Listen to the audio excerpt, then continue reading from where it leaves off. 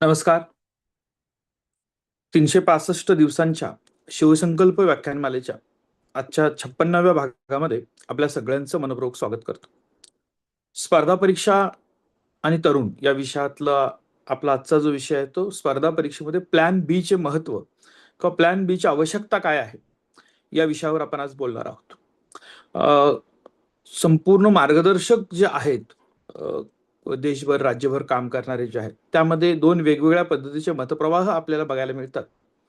आणि त्यातला एक मतप्रवाह असा आहे की जो युट्यूबवर आपण जे वेगवेगळ्या पद्धतीच्या रील्स बघत असता, शॉर्ट बघत असता, की ज्याच्यामध्ये एक टोकाचं मोटिवेशन आपल्याला दिलं जातं. कोणतं?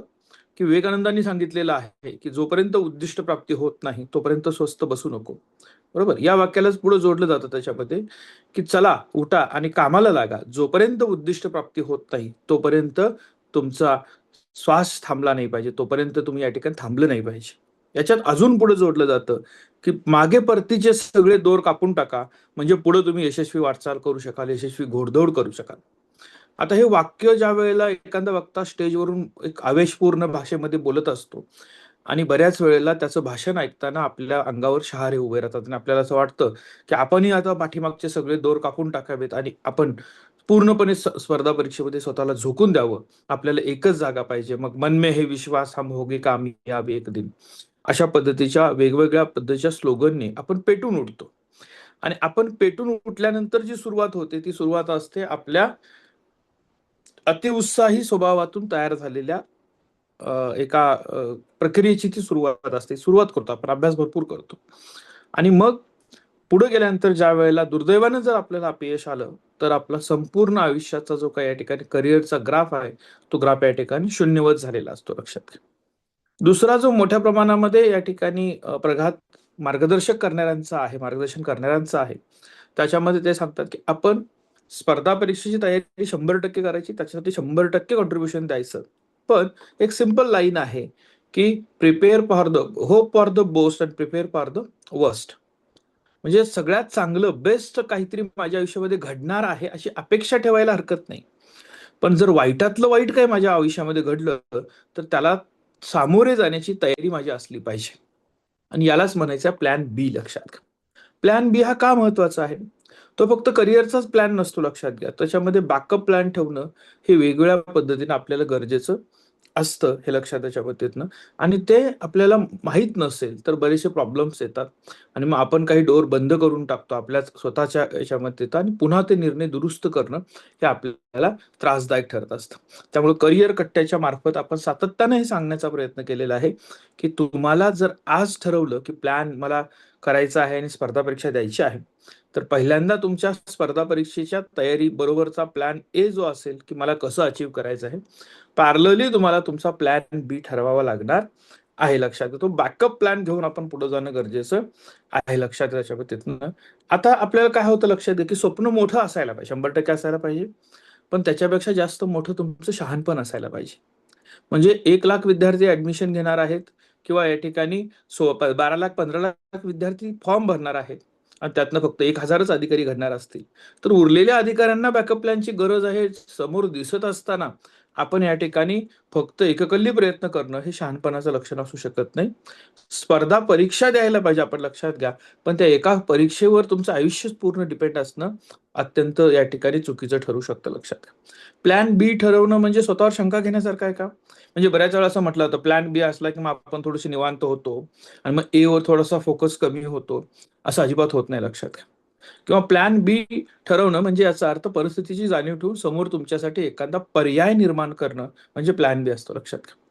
जिंकणारा विद्यार्थी तो नसतो जो फक्त प्लॅन ए वर जगतो. लक्षात घ्या. खरा जिंकणारा विद्यार्थी तो असतो की जो प्लॅन ए साठी लढत असताना प्लॅन बी ची तयारी त्याची असते. लक्षात घ्या. आणि हे फार महत्वाचं आहे. मी बऱ्याच वेळेला व्याख्यानांमध्ये या ठिकाणी तुम्हाला उदाहरण सांगत होतो की नेपोलियन बोनापार्ट ज्या वेळेला या ठिकाणी वेगवेगळ्या ठिकाणी जग जिंकायला जायचा, लढाईला जायचा, त्याच्याबद्दल लक्षात घ्या, तर त्यावेळेला त्याचा एक बॅकअप प्लॅन तयार असायचा की हरल्यानंतर माझं सैन्य माघारी कसं येईल हे लक्षात. आणि हे मी सांगत असताना त्याच्यामध्ये काही चूक होती, ती चूक दुरुस्त करण्यासाठी ज्या वेळेला मी पुतीन नावाचं जे पुस्तक आहे ते पुस्तक पूर्ण वाचलं त्यावेळेला लक्षात आलं की 65 लाख पर्यंतची फौज घेऊन या ठिकाणी ज्या वेळेला ते नेपोलियन या ठिकाणी रशियामध्ये आक्रमण करण्यासाठी गेला होता, त्याच्यातले फक्त फक्त काही लाख सैन्य देखील या ठिकाणी किंवा काही हजार सैन्य देखील परत येऊ शकलं नाही. इतका पद्धतीचा संहार जो आहे त्याच्या सैन्याचा झाला. कारण आत्मघाती एक या ठिकाणी प्लॅन यांनी वापरला की ते आत आल्यानंतर त्यांना पाणी मिळणार नाही, खायला मिळणार नाही, त्यांना या ठिकाणी काही सुविधाच मिळणार नाही, त्याचं स्वतःच नुकसान करून घेण्याची एक योजना त्या राष्ट्रानं ऐकल्यामुळं त्याचा लॉस झाला हे लक्षात त्याच्याबद्दल. आता हे एक उदाहरण होतं जे मी सांगत होतो ते दुरुस्त करणं मला गरजेचं वाटतं, त्यामुळे ते मी पुन्हा पुन्हा रिपीट करतो. पण आपल्या आयुष्यामध्ये आपण चांगल्या पद्धतीची तयारी करायची असेल करिअरची, तर पॅरलल ऑप्शन्स तुमच्याकडे असणं गरजेचं आहे. लक्षात घ्या, स्पर्धा परीक्षा म्हणजे फक्त अभ्यास नाही, हे पहिल्यांदा समजून घ्या. त्याच्यात तुमचा वेळ जातो, तुमच्या वयाची मर्यादा असते, प्रयत्नांची मर्यादा असते, किती अटेम्प्ट तुम्ही देऊ शकता. स्पर्धेची तीव्रता जास्त वाढलेली आहे लक्षात घ्या. आणि निकालाची अनिश्चितता तुम्हाला माहिती आहे, वेळेवर निकाल लागत नाहीत, परीक्षा वेळेवर होत नाहीत, झाल्यानंतर पुन्हा रिक्रुटमेंट वेळेवर होत नाही, ऑर्डर मिळेपर्यंत बराच प्रवास होतो, कोणी कोणी कोर्ट केसेस करतं, काही घटना होतात, काही ठिकाणी घोटाळा होतो, पेपर लीक होतात. ह्या सगळ्या गोष्टी ज्या तुमच्या बाहेरच्या हाताबाहेरच्या आहेत, त्याचा परिणाम तुमच्यावर जर होऊ द्यायचा नसेल, तर तुम्हाला तुमच्या हाताबाहेरची परिस्थिती नियंत्रित ठेवायची असेल, तर प्लॅन बी चा आधार घ्यावा लागणार आहे, हे लक्षात त्याच्या बाबतीतनं. म्हणजे तुम्हाला या क्षमता विकसित करायच्या आहेत. प्लॅन बी म्हणजे भीती आणि अस्थिरतेचा भाग नाही, लक्षात. प्लॅन बी म्हणजे स्थिरता जी आहे ती तुमची असणार आहे. प्लॅन बी म्हणजे नेमकं काय लक्षात घ्या, स्पर्धा परीक्षेच्या बरोबर पर्यायी करिअर तयार ठेवणं, कौशल्य आधारित नोकरी किंवा प्रशिक्षणाचा मार्ग तयार ठेवणं, तो तुम्हाला पॅरलली करावा लागणार, लक्षात घ्या. मग तुम्हाला स्पर्धा परीक्षेची तयारी करायची आहे, मग एखादं असं स्किल ज्याच्यातनं सेल्फ एम्प्लॉयमेंट करू शकता, तुम्ही क्लासेस घेऊ शकता, ट्युशन्स वेगळ्या पद्धतीचे प्रायव्हेट सेक्टरमध्ये जॉब करू शकता, स्किल डेव्हलपमेंटचे कोर्सेस करू शकता, फ्रीलान्सिंग करू शकता, अप्रेंटिसशिपच्या माध्यमातून किंवा हायर एज्युकेशनच्या काही अशा ब्रांचेस की ज्यातनं तुम्हाला उत्पन्नाचा मार्ग निर्माण करता येईल, याकडे तुम्ही लक्ष द्यायला पाहिजे, लक्षात घ्या. का आवश्यकता आहे त्याची कारणं आपण परत एकदा बघू, की स्पर्धा परीक्षेचा निकाल हा अत्यंत अनिश्चित आहे. तुम्हाला माहित आहे की किती जागा कुठल्या. आता एकदमच निर्णय आला कोणता, की शॉर्ट हँडच्या ज्या काही लघुलेखकाच्या ज्या पोस्ट होत्या त्या सगळ्याच राईटअप केल्या. म्हणजे महाराष्ट्र शासनानं सगळ्या शॉर्ट हँडच्या पोस्ट वाईट, कारण त्याची गरज नाही असं त्यांना वाटतं आता तंत्रज्ञान बदलल्यानंतर. आणि मग आता जे तयारी करून बसलेले आहेत 40 आणि 50 किंवा 30 आणि 40 टायपिंग, मराठी टायपिंग, इंग्रजी टायपिंग शॉर्ट हँडच्या परीक्षा दिली, तयारी केली, तर त्यांना आता अपेक्षा की माझी भरती होणारच. आणि एवढ्याच करिअर वर या ठिकाणी ते पुढे आले होते ना, आता शासनानं असा निर्णय घेतला तर ते काय करतील, तर त्यांना देखील या ठिकाणी बॅकअप प्लॅनची गरज होती, हे लक्षात घ्या. असे प्रसंग घडू शकतात. म्हणून या ठिकाणी आपल्याला एकाच ऑप्शनवर करिअर तुम्ही ठरवू शकत नाही, हे लक्षात घ्या. आता काय झाले लक्षात घ्या, की तुमच्या सगळ्यात महत्वाचं काय, मी वारंवार बोलतो, तुमची सगळ्यात मोठी असेट काय, तर तुमची सगळ्यात मोठी असेट आहे तुमचा वेळ. तुमचा जो वेळ आहे तो अत्यंत महत्वाचा आहे. आणि तुम्ही या ठिकाणी 3 ते 5 वर्ष वेळ देऊन जर यश मिळालं तर ठीक आहे, नाहीतर मला या ठिकाणी दुसरं काहीतरी करता येईल, आर्थिक उभारणी करता येईल, हा निर्णय शहाणपणाचा ठरतो, लक्षात घ्या. म्हणजे तो तुमची काय म्हणतो आपण की टर्म पॉलिसी म्हणतो ना, LICची जशी असते त्याची विमा पॉलिसी, हे जमलं तर ठीक आहे, नाहीतर मी माझं दुसरं काहीतरी करू शकतो, हे ठीक आहे. नाहीतर मी जोपर्यंत अधिकारी बनत नाही तोपर्यंत मी स्वस्त बसणार नाही. म्हणून टिल द एज बार होईपर्यंत प्रयत्न करत राहणं हे शहाणपणाचं लक्षण नाही. पण दुर्दैवानं आपल्याला बरेच विद्यार्थी हे शेवटच्या प्रयत्नांपर्यंत स्वतःला या ठिकाणी त्यामध्ये गुंतवून ठेवतात. प्लॅन कुठलाही दुसरा एक्झिट प्लॅन असत नाही. आणि मग ते शेवटचा प्रयत्न संपला की मग प्रचंड मोठ्या पद्धतीची निराशा या मुलांना या ठिकाणी येत असते, लक्षात घ्या. सगळ्यात महत्वाचं लक्षात घ्या, की प्रत्येक हुशार विद्यार्थी, तुम्ही सक्षम आहात, तुमच्यामध्ये कॅपॅसिटी आहे, अबिलिटी आहे सगळी, म्हणून तुम्ही अधिकारी बनाल का, तर याचं उत्तर नाही असं आहे, लक्षात घ्या. प्रत्येक जण हुशार असणारा, प्रत्येक जण सक्षम असणारा अधिकारी बनेलच असं नाही, कारण संख्या मर्यादित आहे. अपॉर्च्युनिटी जे आहे ते तुमच्या मर्यादित असणार आहे, ते लक्षात घ्या. त्यामुळे काही विद्यार्थ्यांचं कम्युनिकेशन चांगलं असतं, काही लोकांचं रायटिंग चांगलं असतं, अनालिटिकल थिंकिंग चांगलं असतं, टेक्नॉलॉजी, मॅनेजमेंट, एंटरप्रेन्योरशिप या सगळ्या गोष्टींमध्ये वेगवेगळं आपलं जे काही प्लस पॉईंट असतात, स्ट्रेंथ पॉईंट असतात, ते देखील आपण स्ट्रेंथ पॉईंट कुठेतरी नोट डाऊन करणं, आपण त्याचं या ठिकाणी असेसमेंट करणं आणि स्वतःसाठीचा बॅकअप प्लॅन तयार करणं गरजेचं असतं. त्याच्याशी निगडीत करिअरचा प्लॅन बी असणं गरजेचं असतं, हे लक्षात घ्या. हे सगळं करत असताना एक महत्वाची बाब आहे, ती सगळ्यांसाठी गरजेचं आहे. आता तुम्ही युजीला आहात, काही पीजीला असणारे विद्यार्थी आहात, पण मी अगदी हे ज्युनियर कॉलेज पासून आतापर्यंतच्या याच्यामध्ये म्हणतो, काय गरजेचं आपल्याला लक्षात घ्या, की आपल्याला प्रयत्नपूर्वक स्वतःच्या मानसिक आरोग्याची काळजी घ्यायला पाहिजे.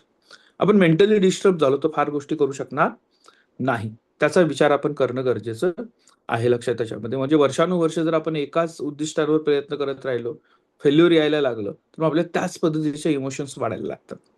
म्हणजे काय मला होतच नाही, माझ्याकडून या ठिकाणी याच चुका होत आहेत, माझ्या बाबतीतच असं का होतंय, हा जो विचार तुमच्याकडे येतो तो आणखीन जास्त खोलात आपल्याला या ठिकाणी घेऊन जात असतो, हे लक्षात घ्या. त्यामुळं या ठिकाणी जर तुम्हाला मानसिक आरोग्य तुमचं चांगलं ठेवायचं असेल, मेंटल हेल्थ जर स्टेबल ठेवायची असेल, तर तुम्हाला सगळ्यात महत्वाचं आहे की तुम्हाला एक बॅकअप प्लॅन चांगला असेल तर तुम्ही अत्यंत चांगल्या पद्धतीनं स्थिर राहून अभ्यासावर लक्ष केंद्रित करू शकता, हे लक्षात घ्या. करिअरचे मार्ग अनेक असतात, हे लक्षात घ्या. कारण काय होतं की प्लॅन बदलू शकतात. आज तुम्ही चाललेला आहात, तुम्हाला दिसतंय, तुम्ही कधीतरी एकदा घराच्या भिंतीवर असं लिहून ठेवलं की मी IPS ऑफिसर होणार, लक्षात, आणि 2-3 वर्षात तुमच्या लक्षात आलं घरची परिस्थिती बदललेली आहे, आजूबाजूची परिस्थिती बदललेली आहे, आपल्याला फायनान्शियल गरज आहे, कुटुंबाला माझ्या आधाराची गरज आहे, मी इतका वेळ देऊ शकत नाही जेवढा IPS बनण्यासाठी आहे, आणि मग तो IPS बनण्याचं तुम्ही सोडून दिला आणि तिथं तुम्ही PSI बनायचं उद्दिष्ट लिहिलं. चुकणार आहे का? काही चुकत नाही. ते समजून घ्या पहिल्यांदा. ते सामंजस्यपणा आपल्याकडे असणं हे गरजेचं असतं, लक्षात घ्या. म्हणजे मंगेश चिवटेंना तुम्ही जर फॉलो केलं, मंगेश चिवटे हे आता उपमुख्यमंत्री कार्यालयाचे या ठिकाणी OSD, आणि पाठीमागच्या सरकारमध्ये ज्यावेळेला मुख्यमंत्री एकनाथ शिंदे होते त्यावेळेला आरोग्य विभाग त्यांनी अत्यंत चांगल्या पद्धतीने आरोग्य विभागातली मुख्यमंत्री आरोग्य हे सहायता निधी जो आहे ना, त्याच्यामध्ये या ठिकाणी काम केलं होतं त्यांनी. प्रचंड मोठं काम केलं. त्याला जरा फॉलो केलं. तर त्यांनी काही वर्षापूर्वीचा फोटो अगदी 2-3 दिवसापूर्वी पोस्ट केलेला, लक्षात घ्या. काय? की ते एका बीचवर बसलेले आहेत आणि त्याच्या शेजारी त्यांनी लिहिलेले IPS मंगेश चिवटे, आणि त्यांचा फोटो आहे. म्हणजे ते स्वप्न असतं प्रत्येकाचं. आता तुमच्यामधले बऱ्याच लोकांच्या मोबाईलच्या बॅक साईडला ते राजमुद्रेचं स्टिकर चिकटवलेलं असतं.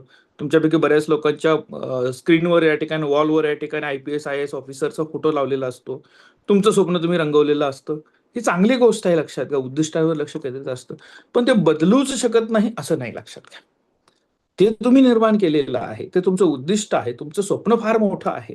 पण जर समजा तिथं जात असताना जाईपर्यंतच जर मला स्टॅमिना टिकत नसेल, परिस्थिती माझ्या हाताबाहेर जात असेल, तर माझ्याकडं अनेक इतर मार्ग असणं गरजेचं आहे, लक्षात घ्या. प्लॅन बी नसल्यानंतर कोणत्या 3 अडचणी येतात? पहिली मानसिक अडचण, ज्याच्यावर मी आता बोललो, लक्षात घ्या. हे जर झालं नाही, तर माझं आयुष्य संपलं असं वाटतं. म्हणजे मला तो किंवा ती जर मिळाली नाही, तर माझ्या आयुष्यामध्ये काहीच शिल्लक नाही. म्हणून स्वतःच्या आयुष्याची राख-रांगोळी करून घेण्यासारखा हा प्रकार आहे. हे लक्षात घ्या. तर तिथं आपल्याला या ठिकाणी सावध होणं गरजेचं आहे. दुसरं महत्वाचं काय, की तुम्ही कमाईशिवाय किती वर्ष राहू शकता? आई-वडिलांनी किती वर्ष तुम्हाला सांभाळायला पाहिजे? वयाच्या 35 वर्षापर्यंत, 40 वर्षापर्यंत आई-वडिलांच्याकडून आलेल्या पैशांवरच मी जर तयारी करत असेल, तर हे अत्यंत चुकीचं आहे, लक्षात घ्या. तर त्याचाही विचार आपण करणं गरजेचं आहे. आणि सगळ्यात महत्वाचं आहे, की आपल्याकडे प्लॅन बी नसेल, याचा अर्थ आपण या ठिकाणी पुढे काय अडचणी आपल्यासमोर येणार आहेत, त्याची या ठिकाणी कल्पना करत नाहीये. ओळख या ठिकाणी होत नाही. आपली आयडेंटिटी या ठिकाणी अडचणीत येते आणि त्याची किंमत फक्त आपल्याला मोजावी लागते, लक्षात घ्या, स्वतःला.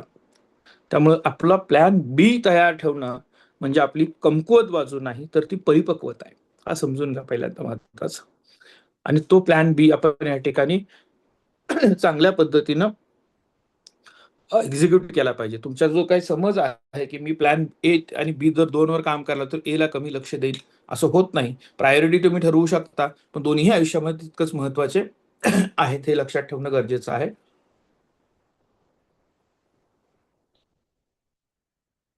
ज्याच्याकडे प्लॅन बी असतो, तो अत्यंत शांतपणे ए साठी देखील प्रयत्न करतो, आणि ए मध्ये काही उलथापालट झाली तरी त्याच्या मानसिक आरोग्यावर काहीही फरक पडत नाही. तो अत्यंत स्मूथपणे प्लॅन बी ला शिफ्ट होऊ शकतो. हे महत्वाचं आहे, लक्षात घ्या. ते उदाहरण दिलं जातं आपल्याला, लक्षात घ्या. काय? की रॉकेट सगळ्यात जास्त स्पीडनं जातं आणि गुरुत्वाकर्षण शक्तीच्या बाहेर जातं, कारण त्याला या ठिकाणी बुडाला आग लावलेली असते. आणि म्हणतात बुडाला आग लागल्याशिवाय तुम्ही या ठिकाणी काम करणार नाही. पण ते किती आत्मघाती आहे याचा विचार करा ना. म्हणजे असं आहे, लक्षात घ्या, की मला झोप लागते, माझ्या आजूबाजूला या ठिकाणी थोडंसं काहीतरी असं हॅपनिंग नसेल तर मला या ठिकाणी अभ्यास होत नाही, आणि तुम्ही रूममध्ये बसलेला आहात, माझ्या आजूबाजूला काहीच हॅपनिंग होत नाही, म्हणून घराचे पडदे जाळायचे आणि त्याच्यामध्ये अभ्यास करत बसायचा. कसं वाटेल ते?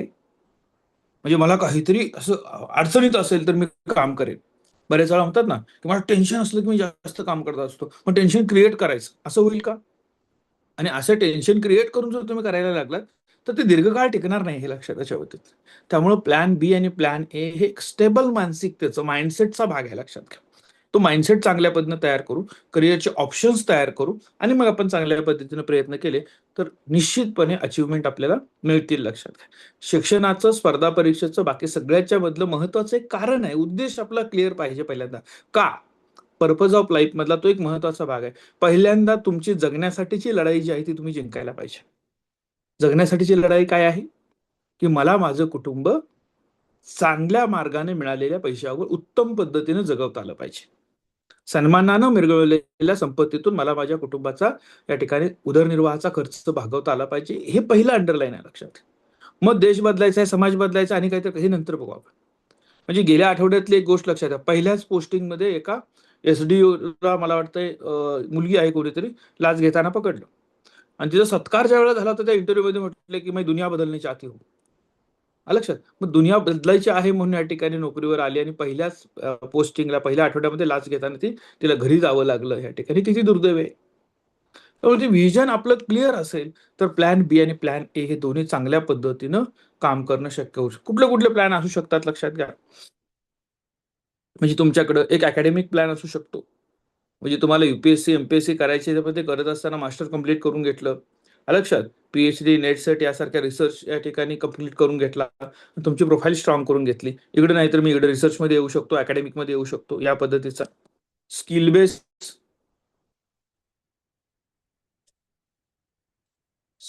प्लॅन बी जो आहे याचा अर्थ काय की कम्प्युटरचं स्किल एक्स्ट्रा तुमच्याकडे आहे, तुमच्याकडे एक्सेल, डेटा अनालिटिक्स आहे, टायपिंग आहे, स्टेनोग्राफी आहे, digital marketing, tally, GST, accounting, language communication यासारख्या काहीतरी स्किल आपल्याकडे एक्स्ट्रा अक्वायर करून ठेवायचे. लक्षात घ्या. तर अधिकारी बनण्यासाठी हे स्किल पाहिजेच ना. भले तुम्हाला तुमच्या मदतीला त्यावेळेला टायपिस्ट असतील, लक्षात, त्यावेळेला तुम्हाला पीए असतील, पर्सनल असिस्टंट असू शकतात, पण तुम्ही स्वतः जर त्यात या ठिकाणी चांगलं स्किल असेल तर तुम्हाला उपयोगाला येणार, हे तुमच्यासोबत असणं गरजेचं आहे. त्याला दुसरा काय प्लॅन की एम्प्लॉयमेंट प्लॅन बी. म्हणजे काय की तुम्हाला प्रायव्हेट सेक्टरमध्ये जॉब करता येऊ शकतं, कंटेंट क्रिएटर बेसवर काम करू शकाल, तुम्हाला टीचिंग कोचिंगमध्ये जाता येतं, कंटेंट रायटर ॲडमिन वर्क करू शकाल, अप्रेंटिसशिप सारख्या गोष्टींमध्ये जाऊ शकता, इंटर्नशिपसाठी जाऊ शकता. काही कंपन्यांनी मी सांगितलं होतं जसं या ठिकाणी हनुमंत गायकवाड जे आहेत बीव्हीजीचे, त्यांनी या ठिकाणी काय एक प्लॅन केला की जे विद्यार्थी स्पर्धा परीक्षेमध्ये एमपीएससीला मुलाखतीपर्यंत गेलेले आहेत अशा विद्यार्थ्यांचे ते इंटरव्ह्यू घेतात आणि त्यांना चांगल्या पॅकेजवरती नोकरी देत आहेत. का? कारण त्यांच्याकडे मेहनत चांगली असते, ते इंटरव्ह्यू पर्यंत पोहोचलेत म्हणजे ते हुशार आहेत. कॉर्पोरेट मधले या ठिकाणी हे बदलत चाललेत. लक्षात घ्या. त्यामुळे तुम्ही त्याचा विचार देखील करू शकता. फक्त यात एक धोका असतो, त्यांनी मला सांगितलं तो लक्षात घ्या की त्या मुलाला जर हे ऍक्सेप्ट झाला असेल की मला आता या ठिकाणी इकडे यश नाही आणि मला दुसरीकडे जायचंय, त्याच मुलाला ते घेतं. जो मुलगा म्हणतो त्याच्यामध्ये की माझ्याकडे अजून 3-4 आयटम आहेत, मी प्रयत्न करणार आहे, त्याला सांगतात तुझे आयटम संपल्यानंतर मग ये, कारण तू आता इकडे पूर्ण लक्ष देऊ शकत नाहीयेस, तुझं जास्त लक्ष तिकडे असणार, तू तिकडे पूर्ण प्रयत्न कर आणि त्याच्यानंतर आपल्याकडे आलास तर आम्ही तुला ऑप्शन देऊ शकतो. त्याच्यानंतर चौथा प्लॅन बी असू शकतो सेल्फ एम्प्लॉयमेंटचा प्लॅन बी. म्हणजे छोटा व्यवसाय, ऑनलाईन सर्व्हिसेस देणं, लक्षात, किंवा या ठिकाणी फ्रीलान्सिंग मधनं तुमच्या काही सर्व्हिसेस देणं, लोकल हायपर पूलमध्ये या ठिकाणी लोकल काही सर्व्हिसेस देण्यासाठी काम करणं. म्हणजे घरात बसून या ठिकाणी एखादी मुलगी युपीएससीची तयारी करते आणि घरात हातभार लावण्यासाठी दर महिन्याला मेसचे 15 डबे देते आणि त्यातनं तिला या ठिकाणी 30,000 रुपयाचं उत्पन्न होतंय. हे देखील चांगलीच गोष्ट, यात वाईट काहीच नाही. लक्षात घ्या. पण ते 15 डबे देण्यासाठीचा वेळ आणि अभ्यासासाठीचा वेळ हा मॅनेज व्यवस्थित होतो का? बाकीच्यांचं सहकार्य तिला मिळतं का? हे देखील तितकंच महत्वाचं असणार आहे, हे लक्षात घ्या. मग तुम्हाला तुमच्याकडे एक प्लॅन बी असायला पाहिजे. आता कधी तयार करायची प्लॅन बी?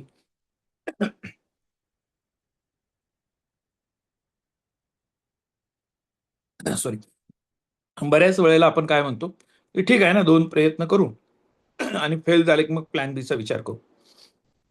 असं होत नसतं. मेडिक्लेम इन्शुरन्सचं मी तुम्हाला म्हटलं, मेडिक्लेम इन्शुरन्स कधी काढायचा? ऍक्सिडेंट झाल्यानंतर ऍक्सिडेंट कव्हरचा इन्शुरन्स काढायचा नसतो. मेडिक्लेम इन्शुरन्स हा आजारी पडल्यानंतर काढायचा नसतो.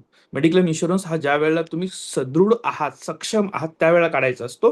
म्हणजे ज्या वेळेला तुमची तब्येत बिघडते त्यावेळेला तुम्हाला उपयोगाला येतो. तसं प्लॅन बी हा त्यावेळेला सुरू करायचं ज्या वेळेला तुम्ही प्लॅन ए ची सुरुवात करताय. सायमल्टेनियसली ते करावं लागतं. लक्षात आहे तुम्हाला त्याच्यामध्ये. तर तिथूनच तुमची सुरुवात व्हायला पाहिजे. योग्य वेळ कोणती ते बघा त्याच्यामध्ये की तुम्ही 6 महिन्याचा किंवा 1 वर्षामध्ये रिव्ह्यू घ्या स्वतःचा. स्पर्धा परीक्षेची तयारी केली, 2 अटेम्प्ट दिले, इंटरव्ह्यू पर्यंत पोहोचलो, माझ्या लक्षात येते की बाबा काय नेमकी स्थिती आहे इतरांच्या तुलनेनं, स्वतःचं व्यवस्थित असेसमेंट करता आलं पाहिजे. ते इतरांना सांगण्यासाठी फार सोपं असतं की 2च मार्कानं राहिली, 1च मार्कानं राहिली, त्या पेपर अवघड आला होता, पॅनल चुकीचं आलं होतं, हे सगळं ठीक आहे. पण स्वतः ज्यावेळेला बोलतो त्यावेळेला आपल्याला लक्षात आलं पाहिजे की मी प्रयत्न करत असताना कुठं कमी पडलो आणि मला इतरांच्या तुलनेत काय वाटतंय आणि मला प्लॅन बी ची सुरुवात इथून करता येणं शक्य आहे. लक्षात आहे. कसा तयार करावा त्याच्यावर येतो आपण. प्लॅन बी कसा तयार करतो. एक स्टेप, स्वतःचा प्रामाणिकपणे आढावा घेणे. आलं लक्षात? स्वतःशी प्रामाणिक राहणं गरजेचं आहे. ह्या कुणाला दाखवण्यासाठी रिपोर्ट नाही. मी यांना सांगितलं होतं, मग माझं काय होईल? हे घाबरतील का? बोलतील का? आलं लक्षात? माझी 3 वर्षे तयारी केली होती, ती वाया जातील का? 3 वर्ष तयारीची वाया जाऊ नयेत म्हणून आयुष्याची पुढची 30 वर्ष वाया घालवणार आहात का आपण? याचाही विचार करणं गरजेचं आहे. लक्षात घ्या. त्यामुळे तुम्हाला स्वतःशी प्रामाणिक राहून तुम्हाला तुमची असेसमेंट करता आली पाहिजे. स्वतःच्या स्किलची लिस्ट तयार करा. मला काय चांगलं येतं? माझा आवाज चांगला आहे, मी सूत्रसंचालन करू शकतो, ऑनलाईन काउन्सिलिंग करू शकतो का? माझं लिखाण चांगलं आहे, मी कंटेंट क्रिएटर बनू शकतो का? माझं अकाउंटिंग चांगलं आहे, ॲज अ अकाउंटंट काम करू शकतो का? मला मॅनेजर स्किल चांगला आहे, HR मध्ये काम करू शकतो का? ॲडमिनमध्ये काम करू शकतो का? काय काम आहे? माझं टाईम मॅनेजमेंट चांगलं आहे, माझं सातत्य चांगलं आहे. ह्या सगळ्या तुमच्या क्वालिटीज आहेत. लक्षात घ्या. आणि त्याच्यावर आधारित तुम्हाला प्लॅन बी तयार करणं क्षेत्र आहे. तुम्हाला वेगवेगळे ऑप्शन्स जे आहेत, म्हणजे कोणकोणत्या फील्डमध्ये तुम्ही जाऊ शकता ते बघायचं. मग जसं मी आतापासून सांगत आलो की कंटेंट क्रिएशन आहे, टीचिंग आहे, क्रिटिकल ॲडमिनिस्ट्रेटिव्ह वर्क आहे, banking, NGO development, private sector, हे काही ऑप्शन्स आपल्यासमोर असू शकतात. लक्षात घ्या. आणि यात सगळ्यात महत्त्वाचं आहे की तुम्हाला चांगल्या पद्धतीच्या मेंटरची मदत घ्यायची आहे, काउन्सिलरची मदत घ्यायची आहे. आलं लक्षात? ज्याचा परस्पर कोणताही हितसंबंध तुमच्याशी नसेल. परस्पर हितसंबंध म्हणजे काय? की एखादी व्यक्ती अशी असते की जी तुम्हाला नाराज करायचा प्रयत्नच करत नाही. तुम्ही सगळे होला हो, तुम्ही म्हणाल तसं होला हो म्हणते. तो तुमचा चांगला काउन्सिलर होऊ शकत नाही. दुसरी व्यक्ती असते, तुम्ही ज्या क्लासमध्ये ट्युशन लावलेली असते स्पर्धा परीक्षेसाठी, ती व्यक्ती तुमचा चांगला काउन्सिलर होऊ शकत नाही. कारण का? त्याला माहीत असतं तुम्ही जोपर्यंत क्लासमध्ये येताय, वारंवार येत राहताय, फीज भरत राहताय, तोपर्यंत त्याचा पगार होणार असतो. हे समजून घ्या. आपण त्याचं बळी नाही पडलं पाहिजे. काउन्सिलर देखील असा असला पाहिजे की त्याचं ठीक आहे, आपण पेड सर्व्हिस घेतोय त्याच्याकडनं. 1 तासाच्या काउन्सिलिंगचे त्याला पैसे दिले. ही सिच्युएशन आहे, मला याच्यातनं मार्गदर्शन पाहिजे. आलं लक्षात? बायस असणारे काउन्सिलर तुम्हाला या ठिकाणी योग्य सल्ला देऊ शकत नाही आहेत, हे समजून घ्या. म्हणजे ते देखील तुम्हाला क्लिअर असलं पाहिजे की समोरचा व्यक्ती मला गाईड करत असताना त्याच्यावर कोणकोणत्या बाबीचा इम्पॅक्ट होऊ शकतो. हे समजून घेणं गरजेचं आहे. लक्षात घ्या. मग तुमचं तयार करत असताना सगळा अभ्यास करा. दररोज 1-2 तास स्किलसाठी द्या. स्किल एन्हान्स करा. जर्मन, जपानी, जापनीज यासारख्या लँग्वेज शिकण्यासाठी वेळ द्या. ॲडिशनल स्किल तुम्ही तयार करणं गरजेचं आहे. सगळ्यात महत्त्वाचं आहे, आर्थिक आधार, सपोर्ट जो आहे त्याचा विचार करा. म्हणजे तुम्हाला जर असा निर्णय घेता आला, की माझ्या तयारीच्या कालावधीमधला माझा सगळा खर्च हा मी स्वतः करेन आणि त्यासाठी मी दररोज 1-2 तास, 3 तास काम करेन. त्यातनं येणाऱ्या पैशांमध्ये होईल एवढाच खर्च मी करेन. म्हणजे मला काय होईल, फायनान्शियल प्लॅनिंग बनेल. अभ्यासामध्ये सातत्यानं आपण काही 24 तास अभ्यास नाही करू शकत. लक्षात घ्या. अभ्यास केल्यानंतर त्याला जरा ब्रेक मिळाला, त्याला इतर काही गोष्टी करून तुम्ही परत जॉइन झालात, तर तिथे तुम्ही पुन्हा फ्रेश होत असता. कामातला बदल हा एक आरामाचा भाग असतो. लक्षात घ्या. मला बऱ्याच वेळेस असं, तुम्ही कधी थकत नाही का किंवा आराम करत नाही का? आराम म्हणजे काय, की कामातला बदल, पॅटर्न बदलला की तुम्हाला तेवढाच आराम मिळू शकतो. तर दररोज या ठिकाणी अर्निंगसाठी थोडा वेळ देणं, हे देखील प्लॅन बी साठीची तयारी असू शकते, हे लक्षात घ्या. तुमचा स्वतःचा डेडलाईन बेस्ड रिव्ह्यू घ्या. म्हणजे 6 महिन्यात मला या ठिकाणी मेन्सची सगळी तयारी करायची होती, 3 महिन्यामध्ये प्रीची करायची होती, एवढा सिलेबस संपून मला या ठिकाणी प्रिव्हियस इयर क्वेश्चन पेपर सोडवायचे होते, झालं का? डेडलाईन देऊन केलं होतं ते नाही झालेलं आहे. पुन्हा ठिकाणी स्वतःला डेडलाईन द्या. त्या वेळेत काम होते का ते बघा. हे जर तुम्ही करायला लागत, लक्षात घ्या, म्हणजे काय, पुढलं 1.5 वर्ष सातत्याने मी 18 महिन्याच्यात पूर्ण काम करेन. 18 महिन्यात जर नाही झालं तर मला दुसरा काहीतरी विचार करावा लागेल. हा भावनिक निर्णय, हा व्यावहारिक निर्णय आहे. लक्षात घ्या. याच्यावर विचार करणं गरजेचं आहे. हे दोन्ही एकत्र कसं सांभाळावं हा एक मोठा पार्ट असतो. लक्षात, आपल्याला सगळं वाटत असतं. लक्षात घ्या. की स्पर्धा परीक्षेचा अभ्यास कसा करायचा आहे, प्लॅन बी वर कसा प्रयत्न करायचा आहे. तर तुम्ही दररोज मधला थोडा वेळ, सकाळचा वेळ स्पर्धा परीक्षेला, दुपारचा का संध्याकाळचा वेळ प्लॅन बी साठी, असं त्याचा विचार करू शकता. आठवड्यातलं काही तास या ठिकाणी स्किल बिल्डिंगसाठी, जसं आपली पंचसूत्री आहे बघा, एक पुस्तक, 1 महिना एक पुस्तक, 1 महिना एक स्किल. लक्षात, 1 महिना एक, हे फार विचारपूर्वक केलं. लक्षात, त्याच्यात तुमचा प्लॅन बी तयारच होतो. तसं करू शकता. महिन्यातनं एकदा या ठिकाणी तुमचा स्वतःचा प्रोग्रेस रिव्ह्यू घ्या, हे महत्वाचं आहे. आणि दर 3 महिन्याने तुमचा या ठिकाणी प्लॅन बीचं या ठिकाणी काय तयारी झालेली आहे ते चेक करा. हे प्लॅन बी साठी आपण करणं गरजेचं आहे, हे लक्षात त्याच्या बाबतीतनं. तर आजच्या सत्रामध्ये प्लॅन बीचं या ठिकाणी जी महत्वाची गोष्ट आपण बघितली, त्याच्याबाबत आपल्या मनातले जे काही गैरसमज आहेत की प्लॅन बी ठेवला म्हणजे आत्मविश्वास कमी होतो, असं अजिबात नाही. कमजोर विद्यार्थीच प्लॅन बी ठेवतात असंही अजिबात नाही. आणि प्लॅन बी म्हणजे प्लॅन ए ला मागं सोडणं असं अजिबात होत नाही. मला एकच गोष्ट करायची आहे असा तुमच्यामधला असणारा माइंडसेट तुम्हाला फार मोठा सपोर्ट देईल असं होणार नाही, लक्षात त्याच्या बाबतीतनं. त्यामुळं आयुष्य आपल्याला अनेक संधी देतं. ती ओळखणं हे तुमचं खरं स्किल असतं, लक्षात घ्या. ते ओळखून तुम्ही त्यावर कृती करा तर या ठिकाणी अत्यंत सुंदर असा करिअरचा राजमार्ग आपल्याला मिळू शकतो, हे लक्षात घ्या. तर प्लॅन बी या विषयावर आज आपण जी काही ठिकाणी माहिती घेतली, तर तुम्ही स्वतःचं एक सेल्फ असेसमेंट करा. तुमच्या क्वालिटीज काय आहे, तुमचे स्किल सेट काय आहे, त्याचं लिस्टिंग करा. आणि तुमच्याकडे कोणकोणते पर्याय निर्माण होऊ शकतात त्याच्यावर एक अर्धा तास आज काम करा, त्याच्यावर चर्चा करा, तुमच्या काही हितचिंतकांशी बोला आणि तुमचा प्लॅन बी चांगला तयार करू शकाल जर आतापर्यंत केलेला नसेल तर. दुसरं महत्वाचं आहे, ज्यांनी अत्यंत काही 2 वर्ष 3 वर्ष 4 वर्षापूर्वी स्पर्धा परीक्षेची तयारी सुरू केली आहे पण त्यांच्याकडे प्लॅन बी नाही आहे, तुम्हाला क्लिअर दिसतंय, त्याला देखील समजून सांगण्याचा प्रयत्न करा की प्लॅन बी किती महत्वाचा असतो, लक्षात घ्या. आजच्या सत्रामध्ये उपस्थित सर्व मान्यवरांचं मी मनपूर्वक या ठिकाणी आभार मानतो. आजच्या दिवसासाठी तुम्हाला मनपूर्वक शुभेच्छा देतो आणि आजचं हे सत्र इथंच संपलं असं जाहीर करतो. धन्यवाद.